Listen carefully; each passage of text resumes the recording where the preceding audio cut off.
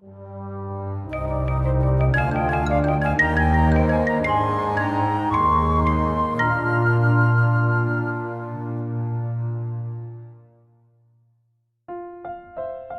you.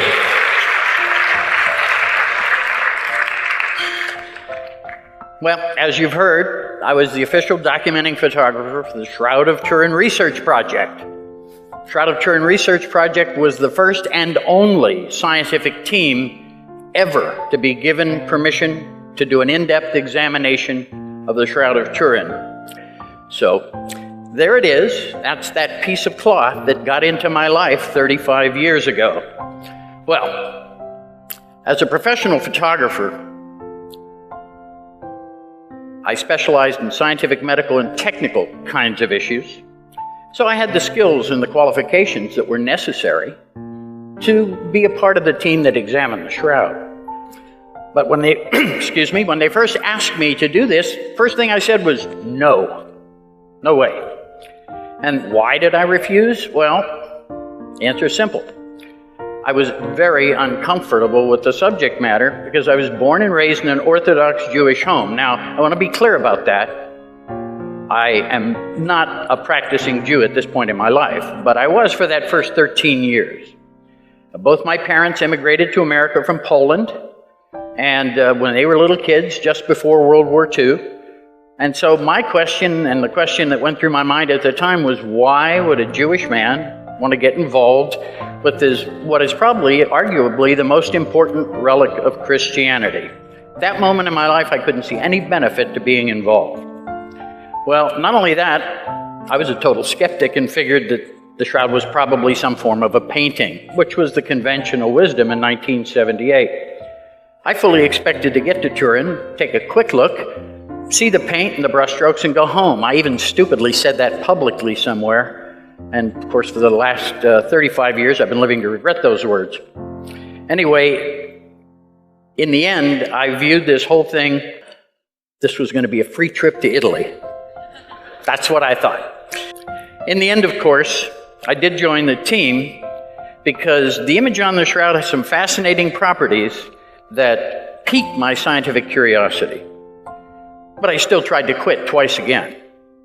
And in fact, as our team grew, a few men from the Jet Propulsion Labs became members of our team. One of them was a man named Don Lind, may he rest in peace. Don was an imaging expert from NASA, so he was my hero immediately. So I am pretty sure that any professional photographer given that opportunity would have been honored to be a member of that team. But I remember asking Don at one point during our planning, we planned for 19 months before we came to Turin to examine the shroud. I remember asking him, I said, Don, what's a nice Jewish boy like me doing on this team? And Don, who was a good Catholic, looked me right in the eye and he said, have you forgotten that the man in question was a Jew? And I said, no, Don, that's probably the only thing I knew about Jesus, that he was a Jew. And then he said, and of course this is where Don, I think God was speaking to me through his lips, he looked at me and he said, oh, so you don't think God would want one of his chosen people on our team? And I laughed. I said, no, Don, I never thought that. And so then Don gave me what perhaps may be the best advice I've ever been given. He said, Barry, go to Turin, do the best job you can do. God doesn't tell us in advance what the plan is, but one day you'll know. You know, and on those words, I stayed on that team. Don was right, and I've never regretted taking advice and staying on that team. Now, the tests we performed went on over the years that we did it and then evaluated it, went on to ultimately prove that the shroud was not a painting, not a scorch, or not a photograph. These were the kind of conventional wisdom things that people had, and so all the tests that we planned basically were to test for those kinds of things. At the end of our team, at the end of our 3 years, we published our work in peer-reviewed scientific journals, but ideally, we went there to answer the question, how is the image formed? That was our primary purpose. And in the end, however, we could not determine an image formation mechanism that could make an image with the properties on the Shroud of Turin. Our collective work still forms the primary database of literature that exists in the peer-reviewed science that points to the authenticity of the Shroud of Turin. However, even with all that, it still took another 18 years before I was convinced.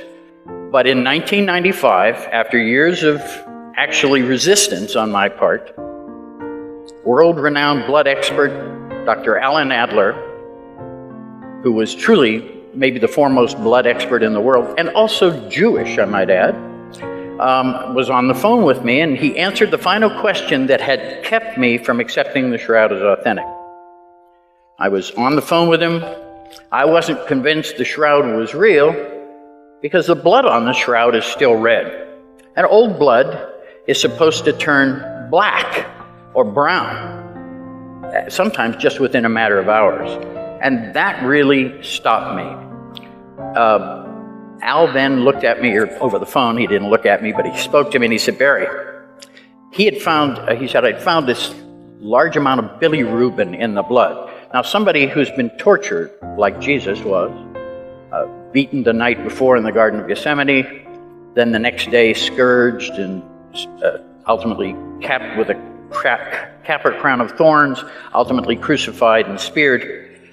People who have been tortured that way usually go into shock. The liver floods the bloodstream with bilirubin, and Al told me that blood of that nature stays red forever. Suddenly and unexpectedly, I realized that the last bit of evidence had come in, and I had no choice but to accept that the Shroud was authentic. So I was left with only one conclusion, that this cloth could only be the authentic burial shroud of the historic Jesus. There were probably 1 billion people on this planet who had more right to be in that room than I did. And yet, there I was in 1978, God dragging me, kicking and screaming, keeping me on that team. And at that moment in time, I realized that it brought with it a great responsibility, this privilege I had been given.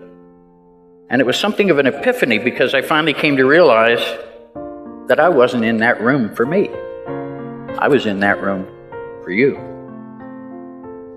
Now, I knew the truth about the Shroud and was frustrated because my Christian brothers and sisters were not getting that truth. And to me, all of our team members had always been doing this simply about the truth. I truly believe that only God would think to choose a Jewish man who had no emotional attachment to Jesus, who was a total skeptic, and with a pretty negative attitude, I might add, and put him on that team. Now, ironically, I'd learned as a child that the Jews were a chosen people. I've heard that since I was a little kid. I never felt very chosen. But now I do. Because of the Shroud, for the first time in my life, I get it. And yet, all God asked me to do, and it was very simple, tell the truth, Barry. Isn't it funny how God always seems to pick a Jew to be the messenger? I'm the messenger. So with that thought, all I can say, how many Jews can claim that it was the Shroud of Turin that brought them back to their faith in God? I can. Thank you.